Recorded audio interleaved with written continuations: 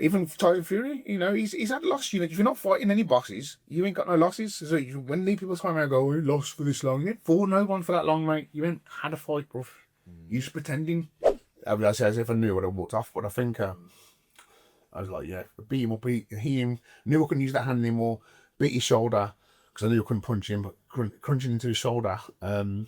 And he's screaming, "Oh, let me go, let me go, let me go, please, please, let me go."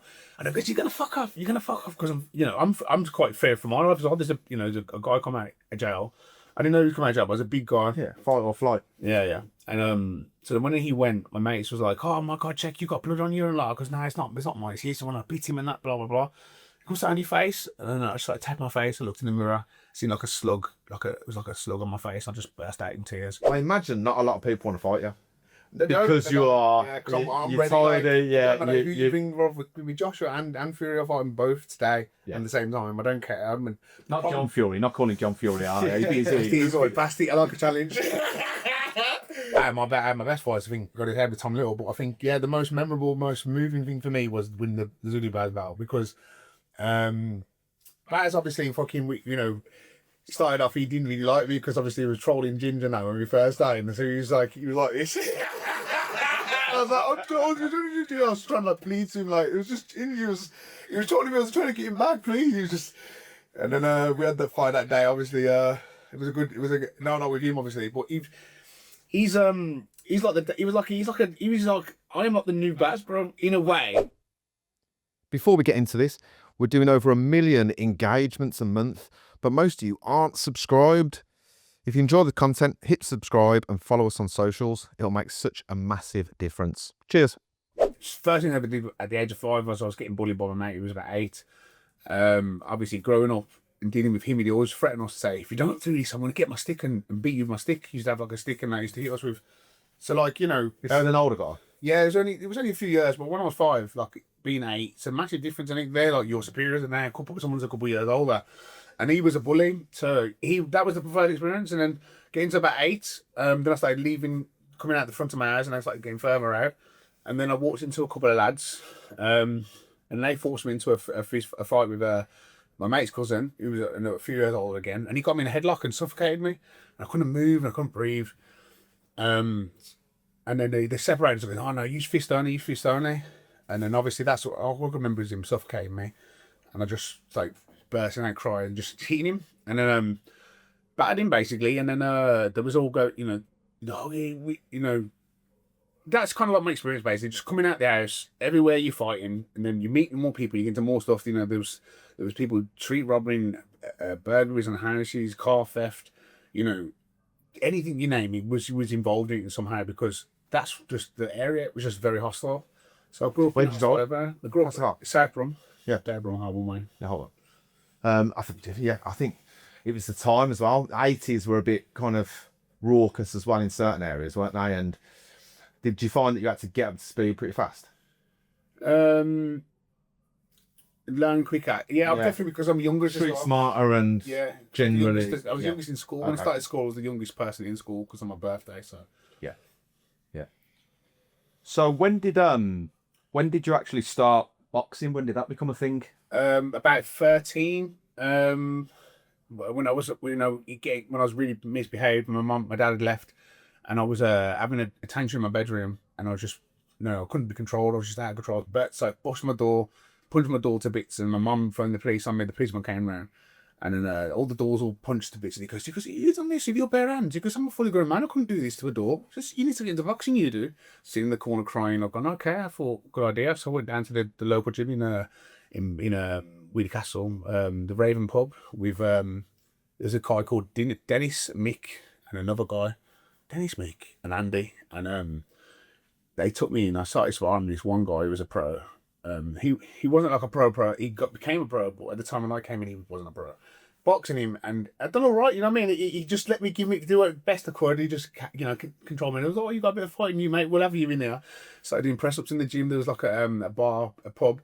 We started doing like shuttle runs and park, and then we started doing stuff in the back with everyone, and it was a bit like a first little family sort of thing. Do you know what I mean? They kind of took us in, and then I started training with them for a long time. Yeah. So it's refining kind of a rough diamond. They knew you had the harness and the the aggression, but it was then refining it to the art. bit of boxing, a bit of it. But to be honest with you, he taught me a bit of windmills as well. Yeah, like there was a guy called Dennis, and was it Dean? Sorry, Big Dean.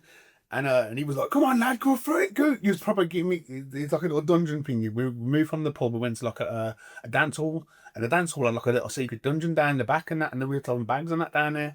So we used to go down there, and he used to be like, "Come on, lad, come on." And he was like trying to throw punches at me, and I have to hit the bag, and he'd proper train me up, bro. So yeah, I think a bit of style was learnt from Dean. Yeah. Yeah. So you start training properly. Yeah. And obviously I know You were training and stuff. Yeah, it took me off the streets and got me away from certain people. Yeah. And it was like a family, bro. It was like somewhere you can go with a bunch of people. Everyone was different. Everyone was different. You get what I mean? And I didn't have my dad there. No one, I didn't have my dad to go, do this, do that, look after me. I was just on my own, and I felt feeling quite well. So just kind of like I think probably not at the time I didn't notice as much, but probably was giving me a bit of taking away from people, learning stuff, something productive, and it protected me on the streets. It helped me tremendously because when I did get into fights on the streets, I came victorious. I beat up a lot of people because of boxing.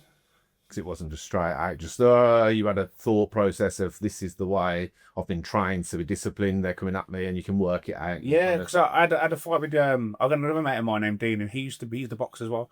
And then he used to go around and beat me up. And like, went to his back garden one day. I was, come on, then I'm feeding him. I was like, hey, you go fucking teammate, do you know what I mean? And they was really going, blah, blah, blah, and I'm like this, and I thought, his pots, and like, or if he's all broken, like, my hands all bleeding. I'm like, what's going on? You know what I mean? Like, not quite ready for that yet. I wasn't ready for him, mate. You get me? So I've got humbled a few times by a few people, mate. And I've got, you know what I mean? I can't believe Dean, he don't look like much, mate. He don't look like much. Fuck me, he used to beat me up all the time, throw him on the floor. And I just couldn't take it. I'm not the big one, do you know what I mean? And he was just like, just bam, you know what I mean? And so yeah, learned loads of stuff really, not just from the gym, but through life, yeah. Yeah. So we looked into doing some research on you. 16. Can you talk to us about you got stabbed? Yeah. It's brutal, man. It was pretty bad, man. I think at the time when I was about 16, I was walking. I had a woman I was with at the time, and I was going home. About 2 hours on a bike. I was riding. I had a pedal bike, and I went past a couple, and he's like looking back at me. He's like neck, like looking back as I ride past. I'm only on a bike. Do you know what I mean? So I'm looking at somebody, like, you know what I mean? I'm looking, but I'm just riding in front of where my mates are going. So I'm just riding around, and then so I've caught back up to my mates at the top of the road, and then some footsteps. To my side, yo, geezer, you looking at my girl? You looking at my girl? I'm like, look at your girl. You're on about it. So looks over his girl. I said, oh yeah, she looks nice, but I'm just saying like. Generally, do you get me? But it just looks like I'm taking a piss. So I'm like, yeah, she looks nice. Do you get me? But I'm saying, she looks nice, mate. Do you get me? And he's like, well, you think I'm a dickhead? You think I'm a dickhead? And I'm like, I was thinking, you're not black and you're talking black. Do you know what I mean? I don't think you get what do you know what I mean? But, rest his soul, he's not with us anymore. But he was in and out of jail for armed robbery. He was very, very. Everyone feared him. He had cars parked all over the area. He was a serious cat, and nobody would ever. If I ever knew who he was, I would have like kept my head down and walked on. But I didn't know who he was. I was like, he goes, do you know where I was? No, I don't know. Like, you go your way, I go my way. Do you know what I mean? I'm going to my girls now. You go to your girls. Yo, you talking to? With some people you can't disengage, and he wants to. He's already decided, huh? Yeah, he's on me, bro, and I'm just like, and he's trying to hit me, and I've got him on, but put a bite down, threw a punch, and I broke my thumb off his head. I don't know if it's my right hand or my left hand. It's my right. Yeah, because of my scar here. So I've got I broke my hand off his head, and I knew my hand was throbbing. And I was thinking, shit, it's like 21-year-old guy here. I'm like 16, just come out of jail for armed robbery. I didn't know that he went in that time, but as if I knew, I would have walked off. But I think I was like, yeah, beat him up, hit him. Knew I couldn't use that hand anymore. Beat his shoulder because I knew I couldn't punch him, but crunching into his shoulder. And he's screaming, oh, let me go, please, let me go. And I guess you're going to fuck off. Because I'm quite fair for my life. So there's a guy come out of jail. I didn't know he was coming out of jail, but I was a big guy. Yeah, fight or flight. Yeah. And so then when he went, my mates was like, oh my God, check, you got blood on you. And like, because no, it's not mine. It's used to when I beat him and that, blah, blah, blah. He comes down your face. And then I just like tapped my face. I looked in the mirror, seen like a slug, it was like a slug on my face. I just burst out in tears. Ran down to my house. I ran down to her house, right? I tried to grab some stuff to go and try to take a car off her, try to go and find him. And ambulance were called. Obviously, when I was in the house, getting everything, doing what I was doing.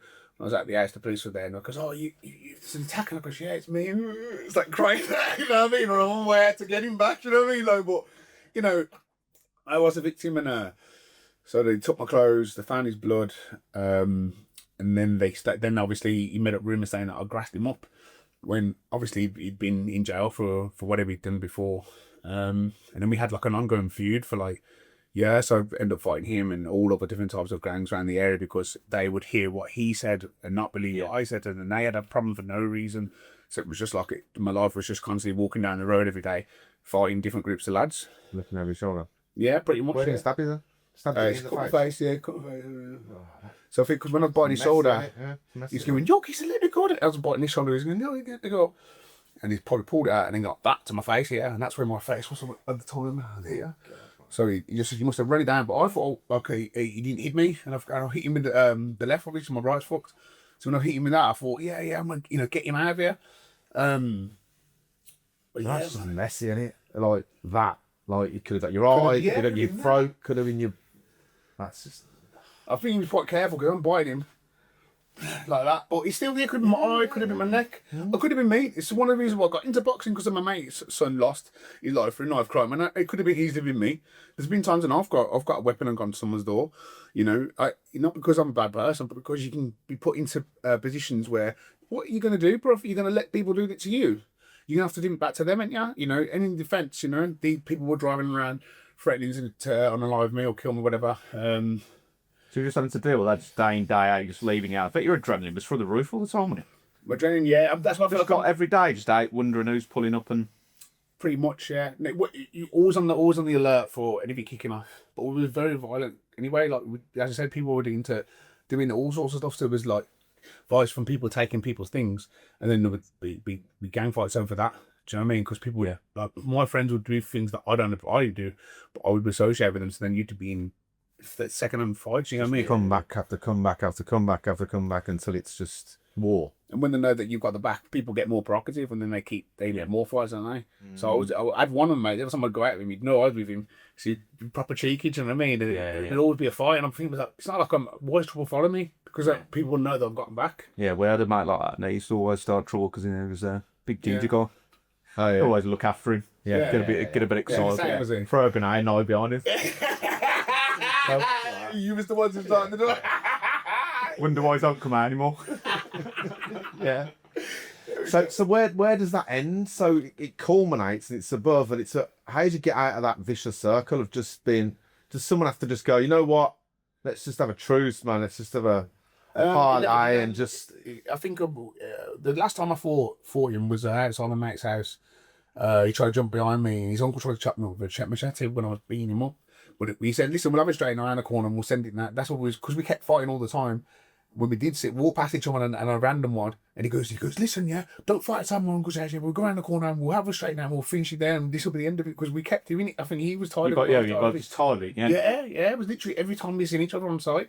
You know what I mean? He was like, yeah, like, and he goes, "Mate," so I battered him, and he's gonna, you know, I'd done all the drugs. He got on all the hard drugs. He got on all the hard drugs. I don't know, you know, rest his soul. And you know, he was not even half the man he used to be. You know, he'd really gone off the eat. You know, it's a shame.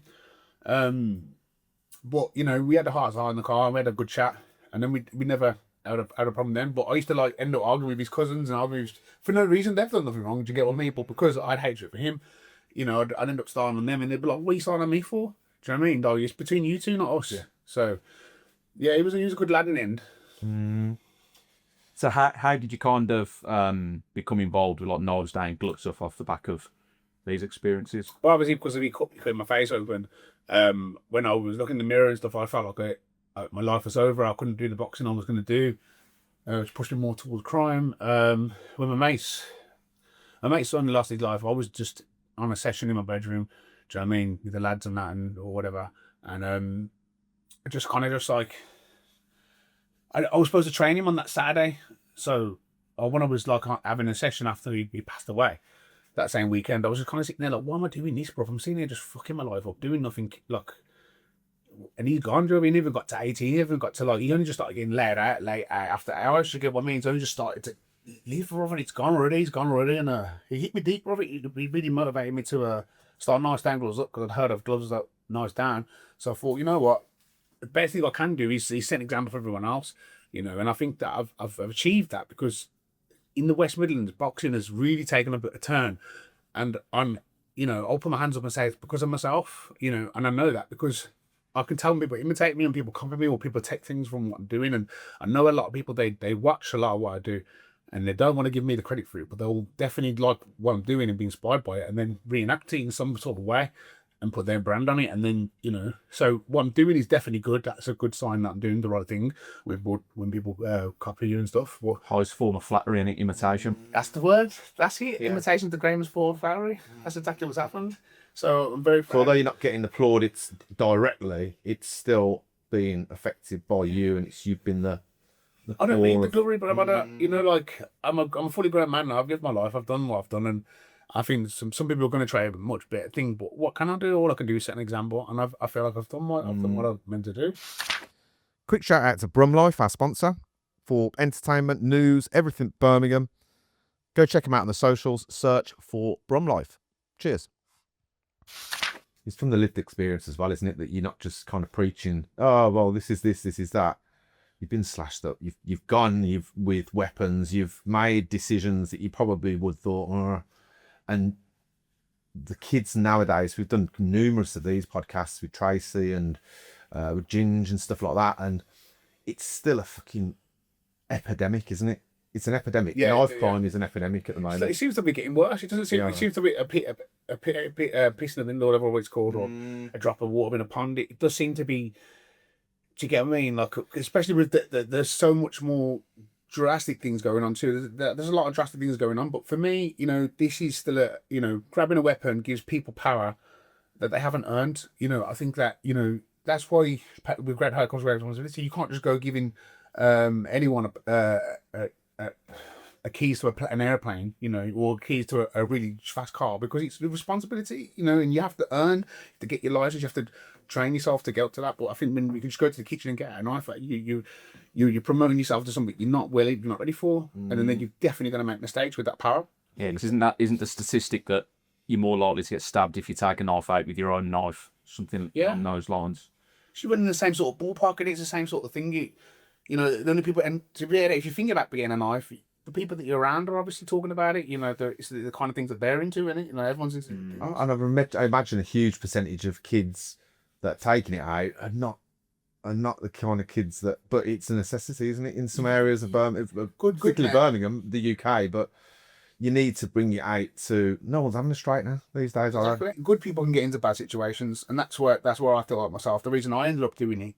I'm not sort of person who thinks about anything like that. I'm not supposed to do that. But when somebody comes and friends in my life and tells me that they're going to kill me and stab me up, and I'm not going to sit there and let them do it. You know what I mean? So when I knocked his door, and so I told his wife, you know what I mean? Like, you don't need to go look for me. You can find me right here. Yeah. He ended up pulling up on me on the way back home. Him and his mates pulled up on me, and and I pulled it out, and they was like, "Oh, what are you doing with that?" I goes, "I don't know this. I heard that you were going to try and do it to me." So I threw it. Yeah. I goes, "Come on then." And he ran past me, grabbed it, and chased me with it. That's a fucking funny as shit. I'm trying to be fair and got fucking done over.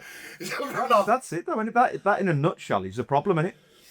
Do you know what I mean? They're just too scared for their lives. They don't want to fight. They're scared of losing. They're feared, so that they think, oh, I'm going to have to grab someone just because they're fear for themselves. It's, if you really are strong and brave, take a beating like a man. Bring your bro, just break yourself down, bring yourself up. We had a lad called Malachi Nunes that was on. Do you know Malachi? Does some charity work in like Handsworth Way and stuff like that. And he's saying that you don't, again, it's the whole be kind slogan, isn't it? That you don't know what people are going through. So he said he deals with kids and youth that are getting up in the morning and they're getting abused either physically or mentally at home. They're not getting breakfast. They're coming out and they're angry already. Do you know what I mean? And there's no, the mentality then of people that are going out and doing that then if someone says something to them and they're carrying or they're not carrying, it's like a youth thing at the moment. Do you know what I mean? And he's trying to to battle that out, isn't he? He's trying to get that out of and try and mentor these people. What's your what? I like to lead by example. Yeah, and how do we stop it? It's a massive question. Can't. Does it come from the government? The government is respected to say that and to say these naive. There's no community centres, is there? They're all being closed down. Yeah. So, other than trying to get them to boxing gym. Why is it for kids to do? There's nothing, is there? Yeah. No, gym. That's it. Build bodybuilding, boxing. It's a big question, isn't it?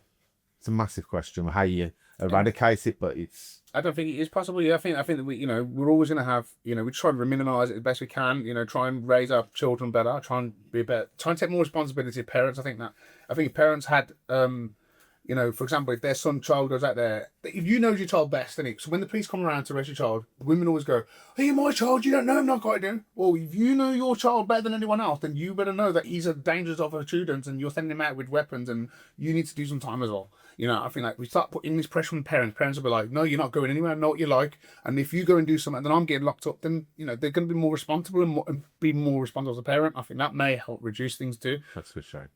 Yeah, that's a good shout. It's not so bad as it. That's how it starts at Orange, isn't it? So how did your boxing progress then from as a teenager? When was your first when did you first fight? Because I'm assuming someone's come along and said, "Look, I've got this fight on this fight night. Do you want to get on?" How did that come about? First boxing night? Yeah. First boxing night. I think it was Elite Boxing. Ian Walker, I don't even know him. He's a good geezer. He said, "Have you never fought before?" I goes, "Nah." And he goes, "Oh, I've got what kind of show come up here?" So about 4 tables and a bunch of lads come up in that. And we had a wicked night of forts and gigs from Scotland. Funny enough, the first bully was Scottish. Just see his head on his head. Oh, the water boy.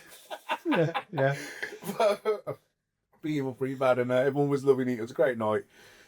And then I got into amateur boxing because the new one was weaning to fight. Because I think a lot of people like to go to the gym to hit the bags, and even though I was really strong hitting the bag, like they never really thought I'd get in the ring.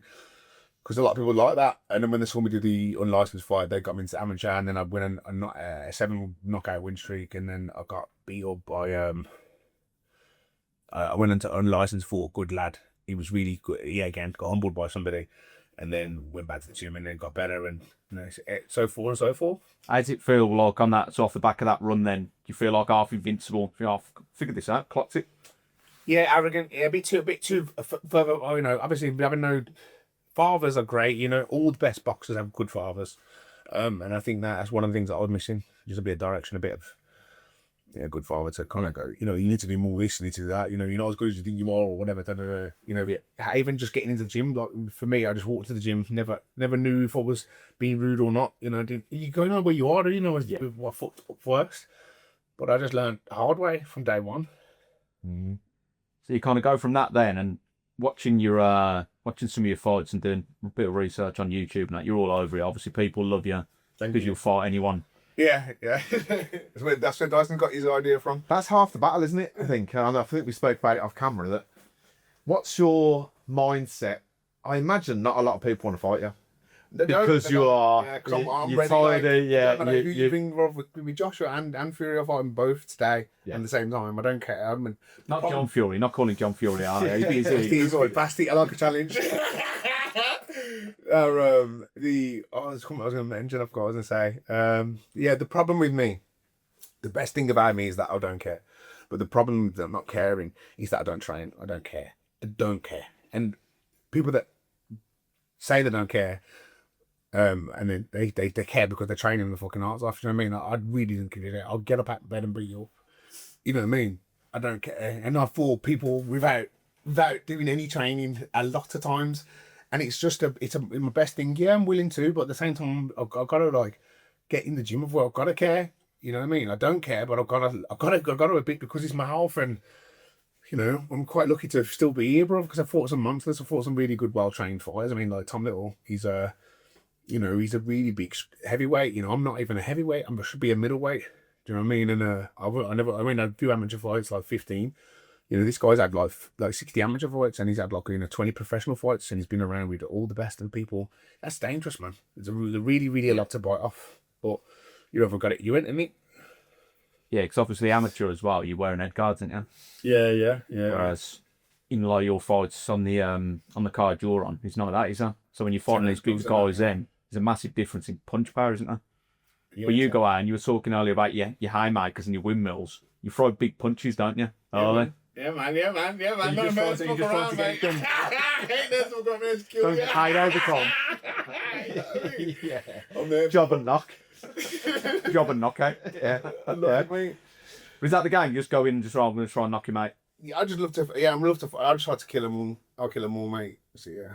Because when does if you're hitting someone that's got a big head and they're taking it then and you're not moving them, when does the lactic acid start kicking in? When I start getting tired. Do you find it or do you just carry on? Straight away, mate. I'm fine. The re-walk, lad. Tired before we get to the ring. I'm tired of this shit. And sometimes I'm in the ring and I get here and I mean, why am I doing this? I can't fucking deal with this. Like, why have I chosen this? I'm all been like, Should have went for a run. yeah, man. I should have trained Just harder end as it. well. Let's just end this. Yeah. It is.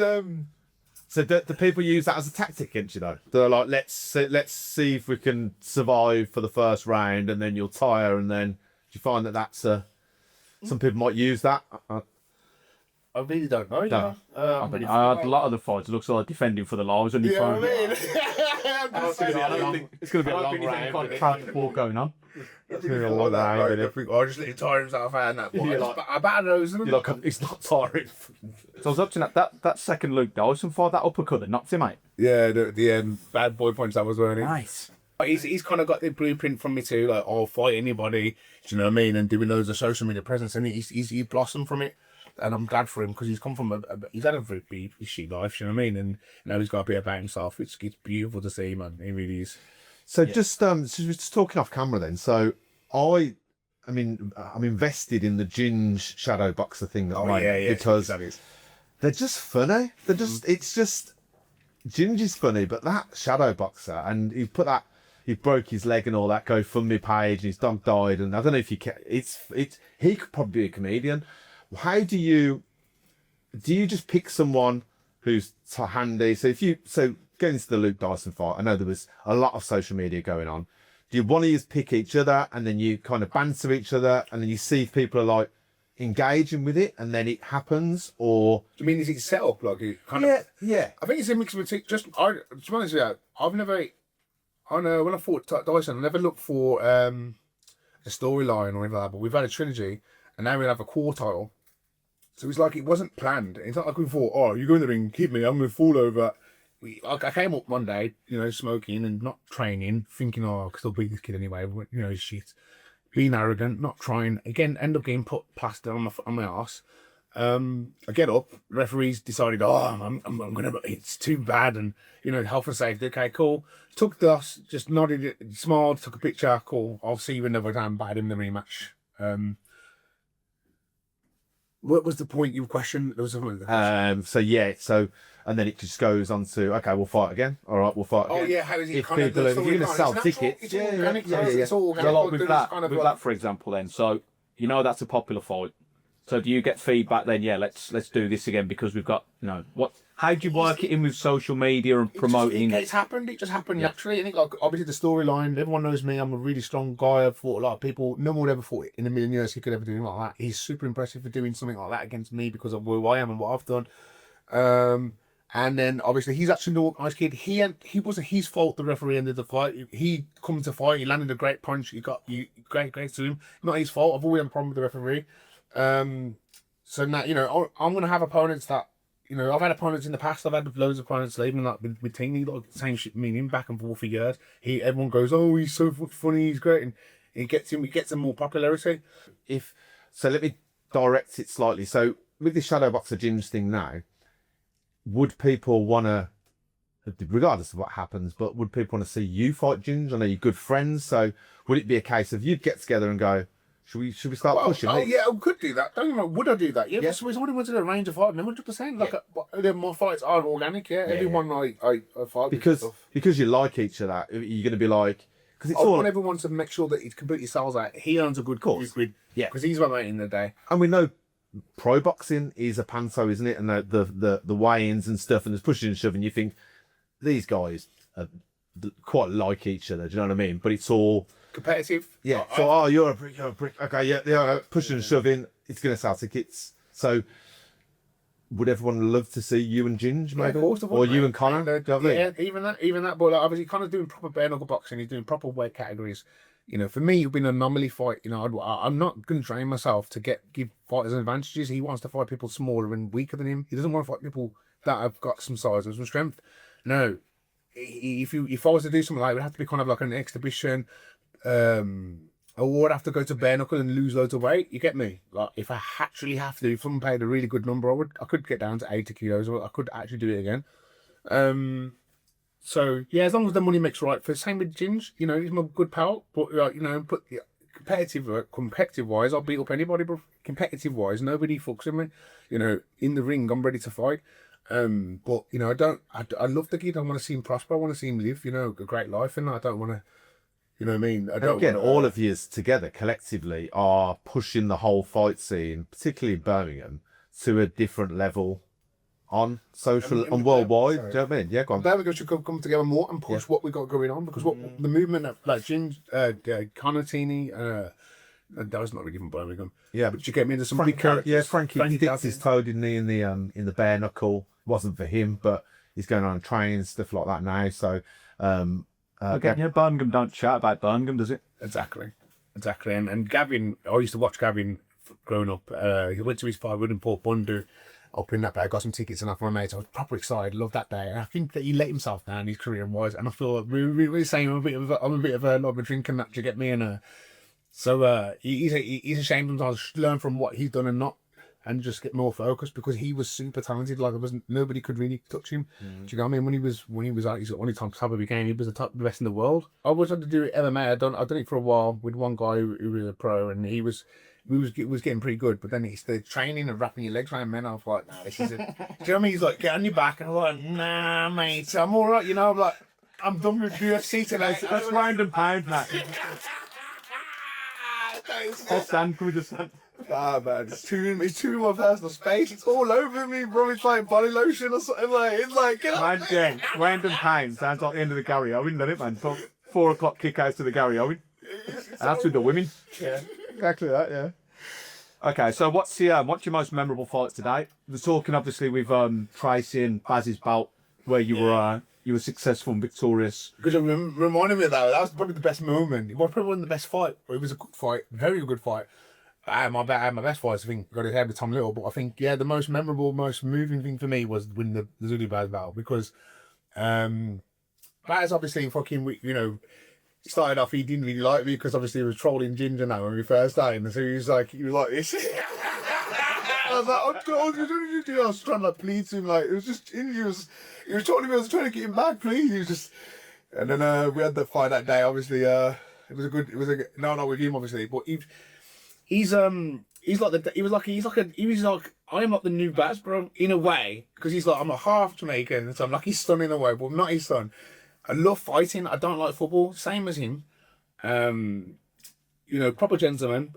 Grew up in the same area with the same racial abuse. Very similar. There's very similar stories. So for me to fall into that, after I was quite envious of like all the love that he had from Birmingham. I was really like went to his passing and stuff, and I was very like, you can see the admiration that everyone had for him, because he used to make everyone feel safe. He used to make sure everyone's secured, make sure, you know, probably get a bit rough with some people. And I'm like, well, it's a rough out here, do you get what I mean? And I'm hearing fantastic stories about him everywhere I go, everywhere I show the belt, people saying like what he did for them, and so it's been really character building for me to kind of make more like an idol, more like an essential for me, somewhere around to follow on. Yeah, I like that. Yeah, and Tracy spoke. Tracy loves you, and she said I think to quote her, she said, "No one's going to get that belt off you." Yeah. She said that.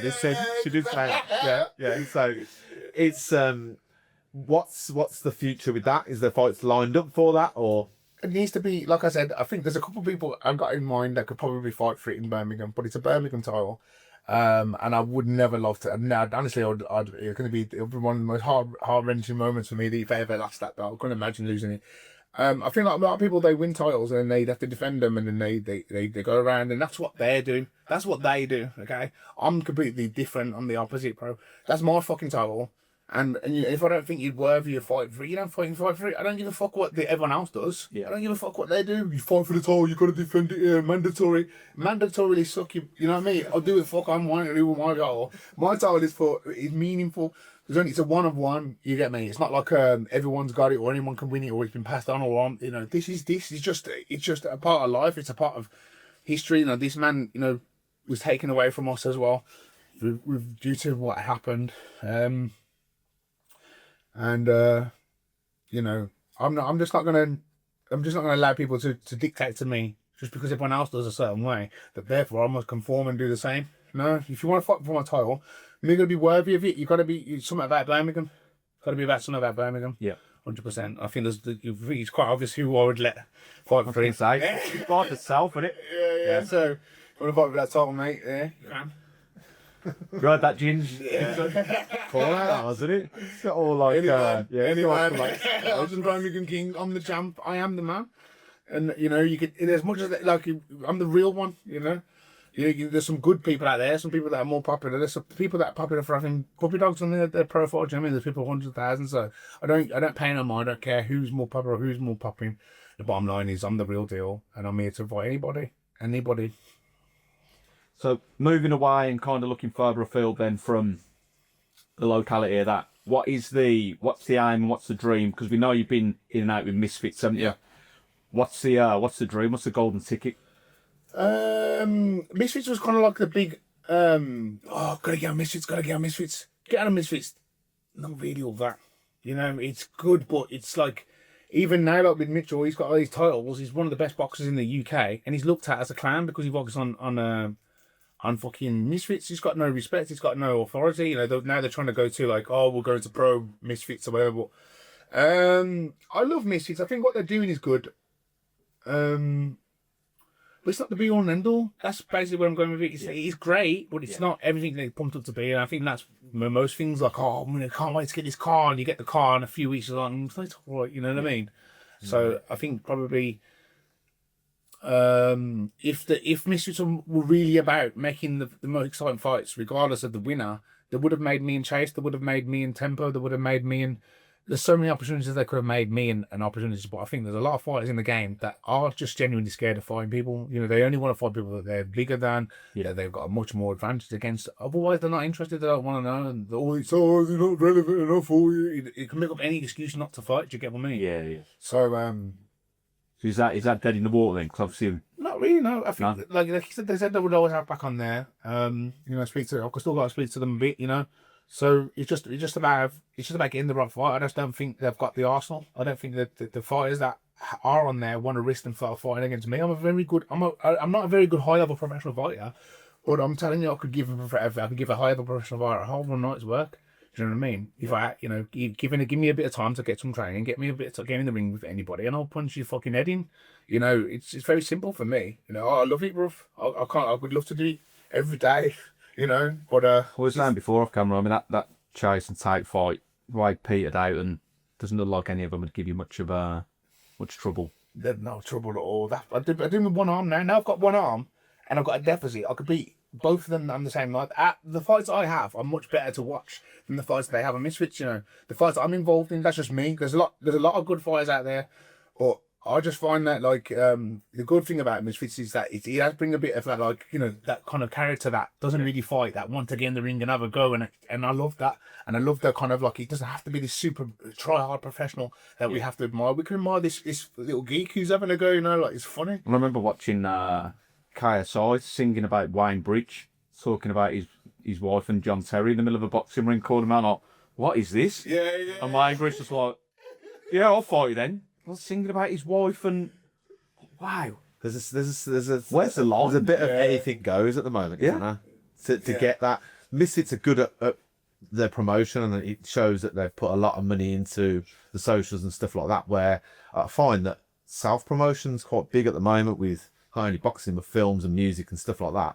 So it's just a platform, whereas you're doing it on your own, doing it yourself, people following and engaging with it. How hard is it to keep up on socials and get your videos out? And mate, to be honest, lately I didn't realise how, because I've been in the moment now for 6 months, just going out I've only just gone out injured and I've kind of took my step back out and I'm no, I'm not fighting for a while now. First time in about fucking. What you done? Sorry? What you done? Tore my bicep. I tore my bicep. I've seen that on the fight. Yeah, so just Slowed it down, did it? It's the ref. Good friend in the way. Just meant to finish him off. Had him wobble. His gum shield come out. I've gone like this, and the referee ran in and stopped the arm from fully extending. So the ricochet has gone back and snapped. It was a mad one, wasn't it? It was Sorry? a mad one. You slowed Yeah, that. I see one of the videos. You slowed it down. It's like, And you can see my arm flap around and that because I tried to use it after the line. yeah. Yeah, it's done. It's done, mate. I've had 7 weeks now, and I'm getting movement, fully range movement back into it. But it's like if I lean on it too long, I can feel pain, sharp pains, or if I do that, so I'm getting like sharp pains because it's repaired. But scars just take 6 months to fully heal. Yeah. Otherwise, I can risk re-tearing it. And because it's not the tricep, it's not the tendon. Is it tendon? What they're called? It's the bicep tear because of the actual deformity of the bicep, not the way it sits. Yeah. Right. Word.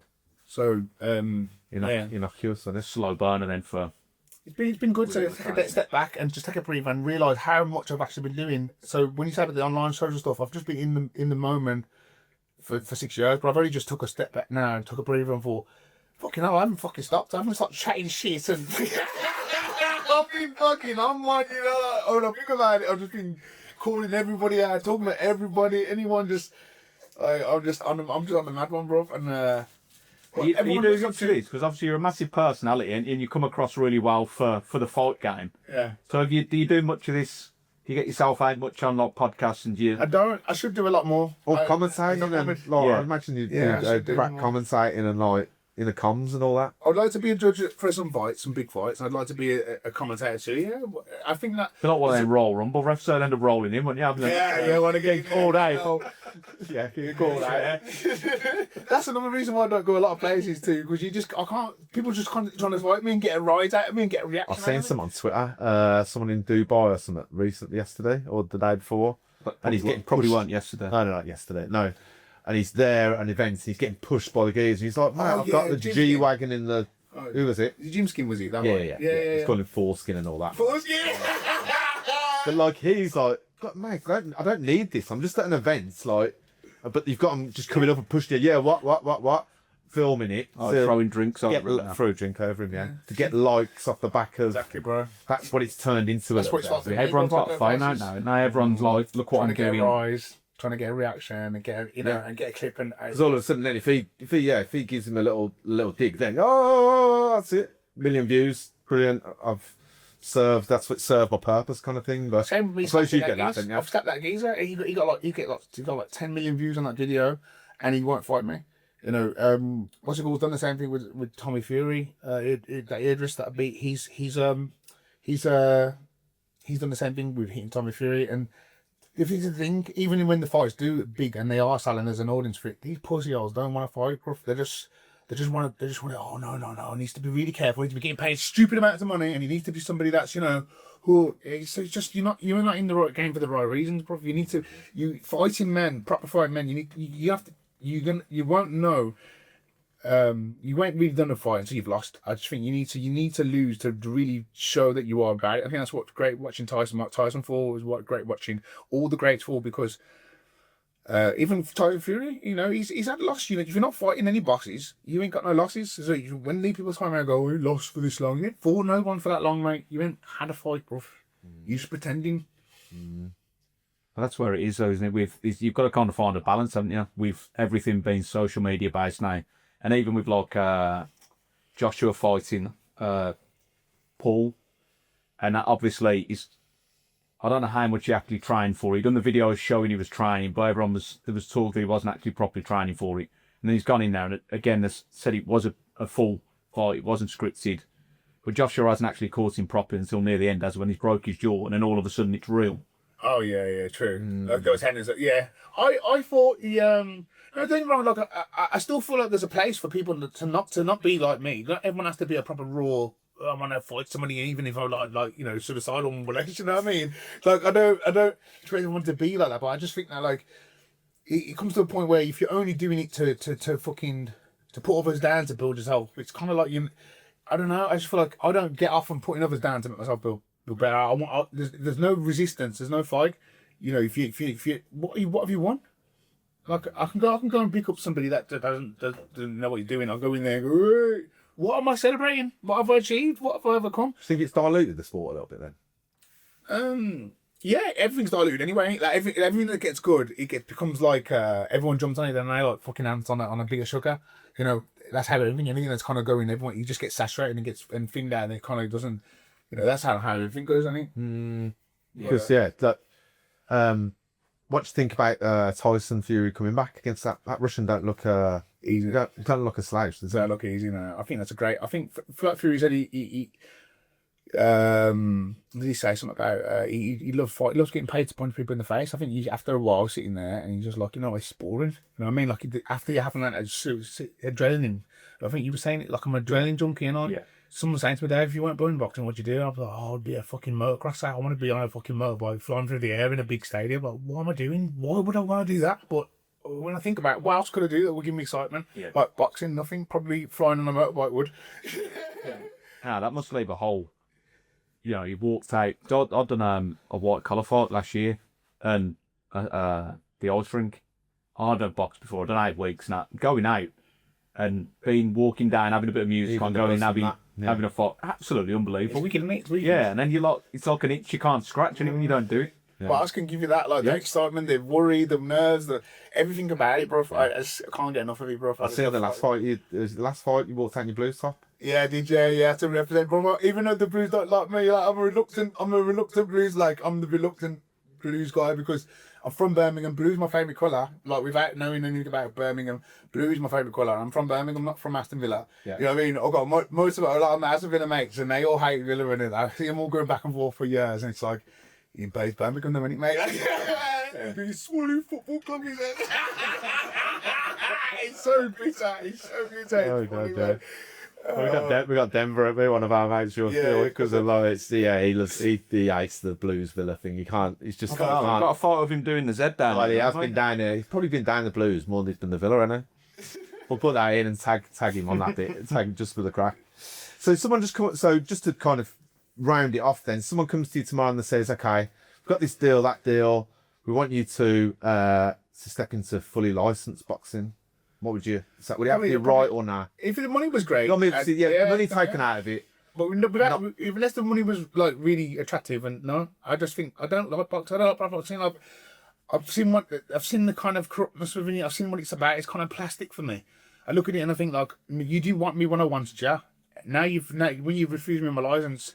Because John and all that's gone back in contact with us. I said, you passed that day, Yeah, I passed that day and you didn't stick up for me, mate. So what was the story with that? Because obviously I was in the gym before Sam Angerton was in the gym. John Peck. Yeah, because I would join the gym up in the Dome. We used to be over the road from the Dome. Yeah. So used to go there, used to box a lot of the pros, and that's where again, nobody took me in the gym. I just got myself into walk every day from Harborne Way to get there. And then one day, I went for my licence, paid for my £200, whatever it was, for all my stuff. I was sitting in front of the board. John's on the table. Been in John's gym. I even set up the new gym. At this time, they just set the new gym up where it is now. And I put all the flooring in. I was helping him put it all in. I've been in the gym, John's gym, before Sam Angerton was in there. It's been about 3-4 years. We're sitting there to get our licence. And the main man, he was like...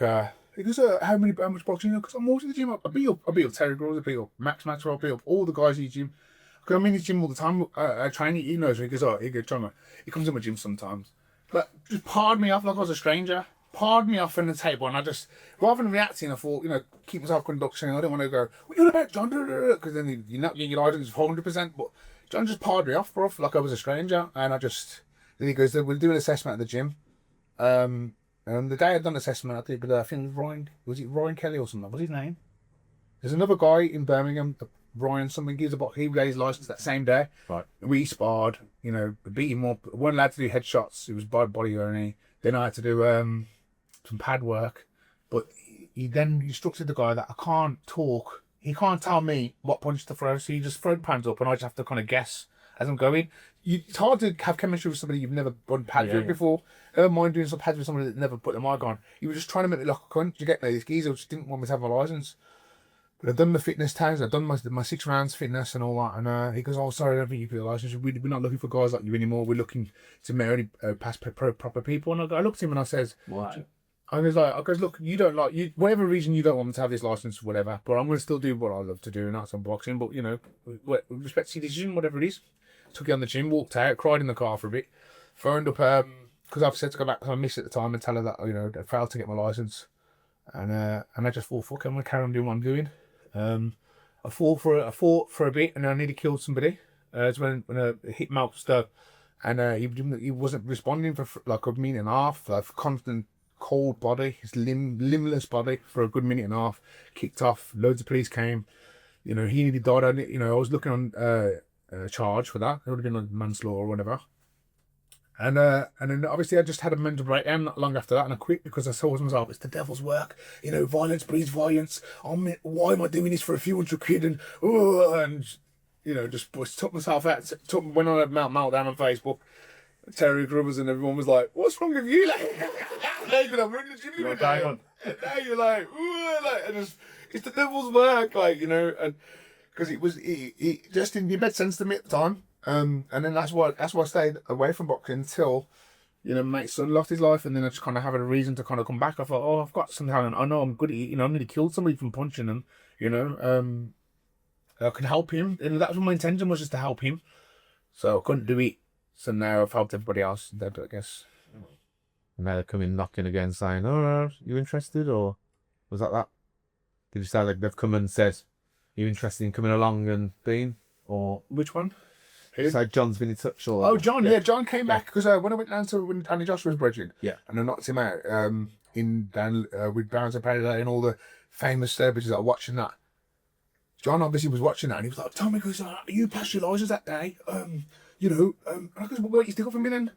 Oh, because shut up, man, like, you didn't stick up for me, bro. I even on the day I passed my assessment, I passed it. You didn't stick up for me. The day I was in the office, you didn't stick up for me on the table. Now I'm doing a bit of numbers and get a bit of limelight. Now I've got my like, fuck off, man. And I'm just a bit like stubborn, like I'm a bit like petty like that. And I feel like you've turned your back on me. You didn't want me. Now you do. I don't want it. I don't care how much you pay me. I'd rather die broke, bro. I'd rather die straight and broke. Like, you know what I mean? Yeah. I don't care, man, because you can't take me anyway. That's it. Things happen for a reason. I don't know. You find your path. And like you say, you're doing numbers, ain't you? You're doing numbers all right anyway. Yeah. My career it's not been the best. It could have been better. I can have more everything, but it's good. I think you'd have real red tape though, and you wouldn't be able to really show your personality across. Your big things, your personality as well as your fighting. Obviously, you're badass, but your personality getting across, that might be got quelled with someone who's going, well, you can't say that. You can't say that. There's no filter on you. I've seen your videos using YouTube, and that's your self. But people are just like, oh yeah, do you know what I mean? Engaging with you. We've done the questions before this, and a lot of people are like, yeah, man, Liz, and the Just Eat photo. That's how you sound too serious with me. That's what I mean. It's a nice thing it's a refreshing thing, and it. Do you know what I mean? People too serious. It was like walking around cheeky shoulders. They're giving the cheeky shoulders. That's good, isn't it? I love that. Kept it with me for a while, the cheeky shoulder. Giving it to him. Love it. Yeah, so just to kind of wrap up then. So you got any advice for kids that are they're trying to get into boxing, or maybe that are going down the wrong path, or that are finding that they need to be bringing out, it's such a serious term, but like that they need to bring out knives specifically? What's your advice from being in that and living that experience? Obviously when you're younger, you're influenced massively by people that you're surrounded with. And I think in school, there's a lot of peer pressure, bullying, being cool, there's just so much going on for these young people. And I think that, the scared ones do intimidate a lot. A lot of the bullies are the scared ones. They don't want to be on the side of fear, so they impose a lot of fear on people, and they to get weapons. And I think just trying to get sucked in. I don't know what to say to people, to be honest. Just there's more to life than trying to impress your mates or how hard you are, or trying to prove how not scared you are and how brave you are by sitting in jail. Like what you achieve by sitting behind four walls for the rest of your life, you're just imprisoned. And life is a prison enough as it is. Go and explore the entire world, and tell you what, you come back and you realise the people around your area and people that, because I've done a lot of exploring, I've been around the world, I've met a lot of people. I think when I come back and I meet people, like, why are you so different? Because I've seen what it's like in other places. In other places, people actually love their community. The community is a community. Like, the people can walk around. Which I suppose somebody, let's say in New York, they would literally stop what they're doing, come to the side, talk, and debrief me properly. Like when I speak to somebody in England, it's like I've asked them to give me their black log savings or something. Do you get what I mean? I'm not asking for your life savings, mate. That's for a bit directions. Or, so England, I feel like it could be better. I feel like the communities and we are the people. Ourselves as people are the what can make it better. So I just have to be one of them. I may not be the majority of people probably ain't like that, but I might be that one in a million, and I don't mind. I don't mind being that different person. But I love making fun of myself. I love enjoy. I love both sides. But even when I look at the fight stuff back, I can enjoy it even from my enemy's perspective, like my opponent's perspective. I think, oh, it's still good for him. It's still like he done good for that.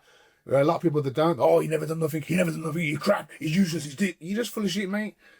You're full of shit. Like this person still has brought a lot, even when they come up short. Like for example, like Wilder, he's not very good, but he had a great fight with Fury. Oh, he's so entertaining, and you don't know where he gets that power from, him legs, but I know skinny legs. Yeah, got his two skinny legs. But any time, if that comes out, someone's going down, and now someone's going most of the time to sleep.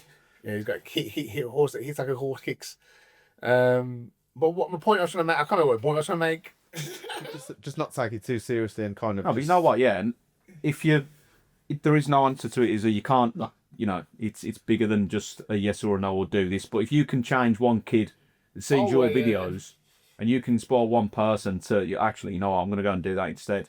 Some of the biggest payments that I've had, money wise, not the payments is in like he's been messages from people, big heartfelt paragraphs of how I've changed their life and how I've helped them develop and how like you because you're like that because most people they're all like clustered, aren't they, like where they have to fit in and they can't be saying this and that. Well, fuck it, I don't give a fuck. It is what it is, and I'm with the truth, innit? I'm with the truth and I'm fucking I can definitely hurt some good professional fighters. I can definitely and that's why they don't. That's why a lot of the time that imagine if, like, you see these pro boxers, they go, oh, this guy was trolling me, let's get him in the gym and beat him up, because he's useless.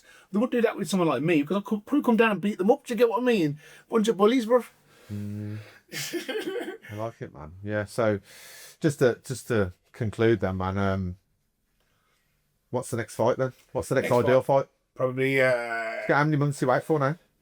It's March now, isn't it? I'm probably about 3 months in recovery, so I've got another 3 months left. I probably will fight August. Yeah, probably. I'll be ready to fight in August. I think.